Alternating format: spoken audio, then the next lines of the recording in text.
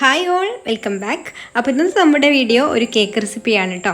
അപ്പോൾ നമുക്ക് 4 മണി ചായയുടെ കൂടെയൊക്കെ കഴിക്കാൻ പറ്റിയിട്ടുള്ള കുട്ടികൾക്കും മുതിർന്നവർക്കൊക്കെ ഒരുപോലെ ഇഷ്ടപ്പെടുന്ന നല്ല ഫ്ലേവറിലുള്ള ഒരു ഗീ കേക്കിൻ്റെ റെസിപ്പിയാണ് ഇന്നത്തെ നമ്മുടെ വീഡിയോ.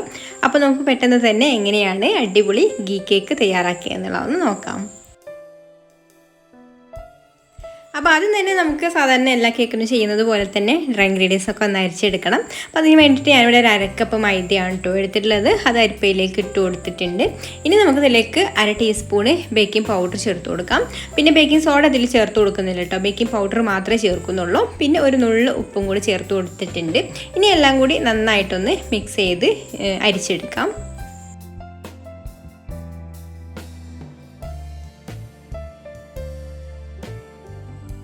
എന്നിട്ട് നമുക്കത് ഇതുപോലൊരു വിസ്ക് വെച്ചിട്ട് നന്നായിട്ട് ഒന്നും കൂടെ മിക്സ് ചെയ്ത് കൊടുത്തിട്ട് ഒരു സൈഡിലേക്ക് മാറ്റി വെക്കാം.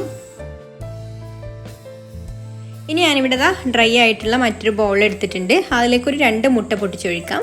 മുട്ട റൂം ടെമ്പറേച്ചറിലായിരിക്കണം കേട്ടോ. ഫ്രിഡ്ജിൽ വെച്ച മുട്ടയാണെങ്കിൽ പുറത്തെടുത്ത് വെച്ച് തണുപ്പ് പോയതിന് ശേഷം മാത്രം എടുക്കുക.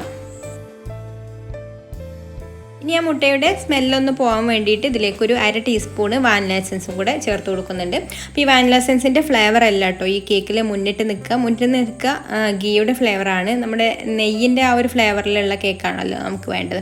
അപ്പോൾ അത് മുന്നിട്ട് നിൽക്കാൻ വേണ്ടിയിട്ട് 1/2 ടീസ്പൂണ് വാനില എസൻസ് മാത്രം ചേർത്ത് കൊടുത്താൽ മതി, മുട്ടയുടെ സ്മെല്ല് പോകാൻ വേണ്ടിയിട്ട് മാത്രം കേട്ടോ. അപ്പോൾ അതാ മുട്ടയും വാനില എസൻസും കൂടെ ഇതുപോലെ നന്നായിട്ടൊന്ന് ബീറ്റ് ചെയ്തെടുക്കുക ആദ്യം തന്നെ. അപ്പോൾ മുട്ടയുടെ സ്മെല്ലൊക്കെ പോവും. എന്നിട്ട് നമുക്കിതിലേക്ക് 1/2 കപ്പ് പഞ്ചസാരയുടെ പൊടി കുറേശ്ശെ ചേർത്ത് കൊടുത്തിട്ട് ബീറ്റ് ചെയ്തെടുക്കാം.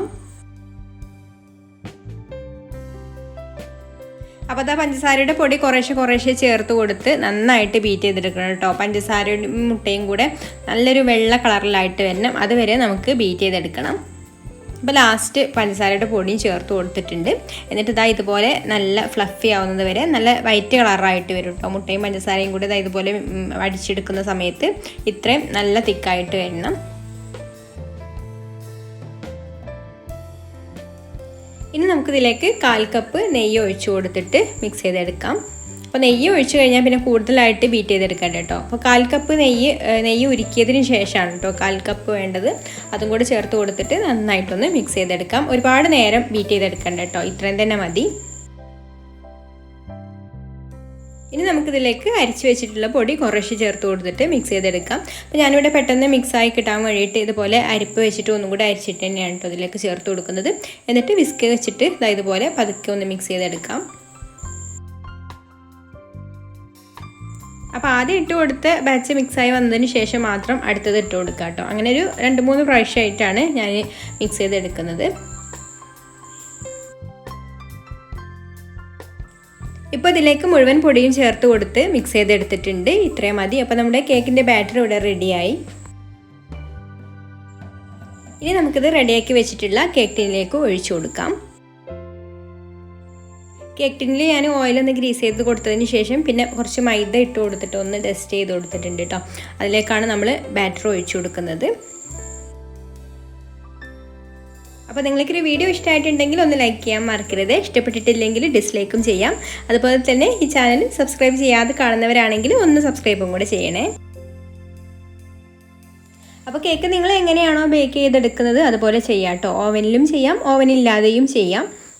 ഇപ്പോൾ ഓവനിൽ ചെയ്യുമ്പോൾ കേക്കിൻ്റെ മുകൾ ഭാഗം കൂടെ ബ്രൗൺ കളറായിട്ട് കിട്ടും കേട്ടോ. അപ്പോൾ ടീ കേക്ക് ആകുമ്പോൾ കാണാനൊരു ലുക്ക് ഉണ്ടാവുക ഓവനിലൊക്കെ ബേക്ക് ചെയ്തെടുക്കുമ്പോഴാണ്. ഓവനില്ലാതെ ബേക്ക് ചെയ്തെടുത്താലും കുഴപ്പമൊന്നുമില്ല. മുകൾ ഭാഗത്ത് ഈ ഒരു കളറിൽ തന്നെ നിൽക്കുന്നുള്ളൂ, ബ്രൗൺ കളറായിട്ട് വരില്ല. ഓവനിലാവുമ്പോൾ മുകളിൽ നിന്ന് ചൂട് വരുമ്പോൾ മുകൾ ഭാഗം നല്ല ബ്രൗൺ കളറായിട്ട് വരും.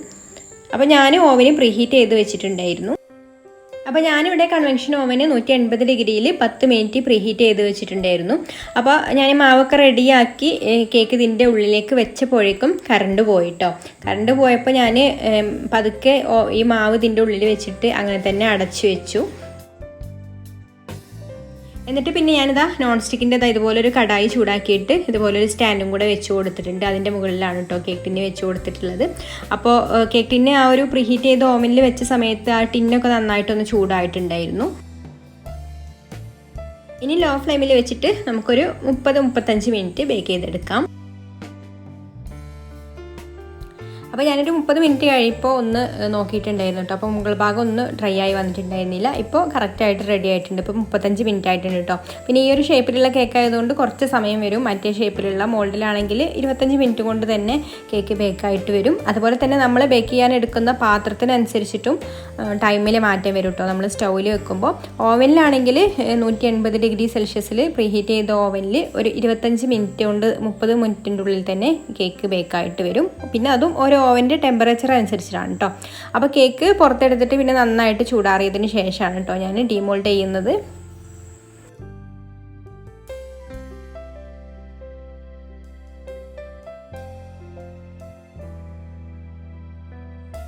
അപ്പോൾ അതാ നമ്മുടെ ഗീ കേക്ക് ഇവിടെ റെഡി ആയിട്ടുണ്ട്. ഇനി ബട്ടർ പേപ്പറും കൂടെ മാറ്റിയതിന് ശേഷം നമുക്ക് കട്ട് ചെയ്തെടുക്കാം. അപ്പോൾ നമ്മൾ ഓവനിൽ വെച്ചിട്ടുള്ള കേക്കാണെന്നുണ്ടെങ്കിൽ അടിവശത്തുള്ള ബ്രൗൺ കളർ മേലെയാണ് ഇട്ട് വരിക. മേലെ നല്ല ബ്രൗൺ കളറായിട്ട് വരും. ഇതിപ്പോൾ ഓവനിൽ അല്ലാതെ വെക്കുമ്പോൾ അടിവശത്തും നല്ല ചൂട് വരുന്നത്. അപ്പോൾ അടിവശം ഈ ഒരു കളറായിട്ട് വരും, മുകൾ വശം ആ ഒരു സാധാരണ കളറായിട്ട് തന്നെ നിൽക്കും കേട്ടോ. ഇനി നമുക്കിതാ ഇതുപോലെ ടീ കേക്കൊക്കെ കട്ട് ചെയ്തെടുക്കുന്നത് പോലെ കട്ട് ചെയ്തെടുക്കാം. നല്ലൊരു ടേസ്റ്റി ആയിട്ടുള്ള കേക്കാണ് കേട്ടോ ഇത്. നെയ്യിൻ്റെ ഫ്ലേവറാണ് ഇതിൽ മുന്നിട്ട് നിൽക്കുക. അപ്പോൾ നിങ്ങൾക്കൊരു വീഡിയോ ഇഷ്ടപ്പെട്ടിട്ടുണ്ടെങ്കിൽ നിങ്ങൾ താഴെ സബ്സ്ക്രൈബ് ബട്ടണിൽ ക്ലിക്ക് ചെയ്തിട്ട് ഒന്ന് സബ്സ്ക്രൈബ് ചെയ്യാൻ മറക്കരുത്. അപ്പോൾ ഇനി മറ്റൊരു നല്ല വീഡിയോ ആയിട്ട് നാളെ കാണാം. അതുവരേക്കും ടേക്ക് കെയർ, ബൈ.